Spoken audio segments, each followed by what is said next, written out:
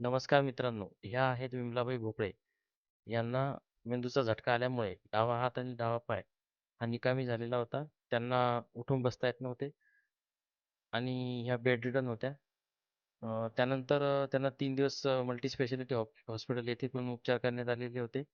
नंतर आमच्याकडे 7 दिवसाकरिता त्यांना ॲडमिट करण्यात आले. त्या दरम्यान त्यांच्यावर ॲक्युपंक्चर, ॲक्युप्रेशर आणि शिरोधारा, पंचकर्म, न्यूरो रिहॅबिलिटेशन आदी सर्व थेरपी, जॅट ट्रेनिंग इत्यादी उपचार करण्यात आले. त्यानंतर त्यांना 20व्या दिवशी चांगला बदल घडून आला. पण तरी पण त्यांना सपोर्टची, आधाराची गरज त्यावेळेस वाटत होती. पण त्यानंतर अजून एका महिन्यानंतर त्या स्वतः ओ-पी-डीमध्ये चालत आल्या. तर त्यांना चांगला फरक जाणवला. त्यामुळे ज्यांनाही पॅरालिसिस झालेलं आहे, त्यांनी घाबरून न जाता doctor Khandagale hospital neuro rehabilitation